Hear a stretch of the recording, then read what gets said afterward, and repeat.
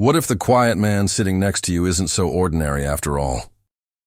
In today's story, we take you to a peaceful cafe in the USA, where a single dad is just trying to spend time with his daughter. Tired, unnoticed, and underestimated, he becomes the target of mockery by a group who think he won't fight back. But in just 2 seconds, everything changes. What they thought was weakness turns out to be something far more dangerous. If you love intense, emotional stories with powerful twists and real-life lessons, don't forget to share and subscribe to the channel for more amazing content. Now let's get started. The cafe in downtown Chicago was warm and lively, filled with the rich aroma of freshly brewed coffee and soft jazz playing in the background. People sat scattered across small wooden tables, typing on laptops or chatting quietly. In the far corner, Mark sat with his young daughter Emma, helping her with her homework. His clothes were simple, a faded jacket, worn jeans, but his focus was entirely on her as he patiently explained a math problem. Emma smiled, scribbling down answers, clearly comforted by her father's presence. To anyone watching closely, there was a quiet strength in Mark, though it was easy to overlook. Most people didn't give him a second glance. At a nearby table, a group of well-dressed men laughed loudly, their voices cutting through the calm atmosphere. One of them glanced toward Mark and smirked. "Look at this guy," he muttered to his friends. "Probably can't even afford that coffee." Another chuckled, "Yeah, and playing teacher too." What a life! Their laughter grew louder, more deliberate now. A few customers noticed, exchanging uncomfortable looks, but no one said anything. Mark heard every word. Yet his expression didn't change. He simply turned another page for Emma and continued explaining, his voice steady and calm, but the tension slowly built. One of the men stood up his chair, scraping loudly against the floor. With a careless step, he moved toward Mark's table.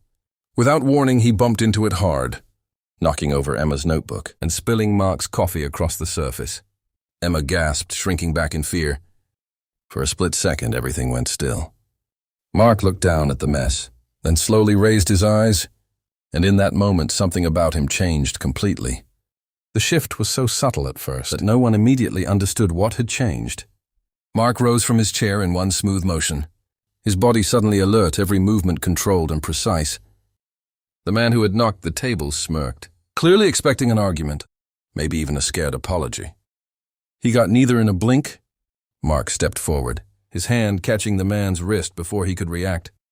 With a swift, fluid motion, he redirected the man's momentum, turning him off balance. A quiet thud echoed. As the man was pinned face down against the nearby table, unable to move, it had taken less than 2 seconds. The laughter vanished, chairs scraped as the other men stood up, shock written across their faces. One of them took a step forward, but immediately froze when Mark's gaze shifted toward him, sharp-focused and unmistakably trained. "Sit down," Mark said calmly, his voice low but carrying across the room. The command wasn't loud, but it held weight. The man obeyed without thinking. Mark released his grip just enough for the pinned man to breathe, but not enough for him to escape. "You don't scare kids," he said quietly. Each word measured. "Not today. Not ever around them." The cafe had gone completely silent. Even the barista behind the counter stood frozen, watching. After a moment, Mark let go.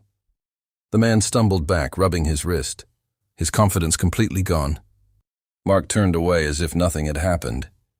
He picked up Emma's notebook, gently brushing off the spilled coffee, and knelt beside her.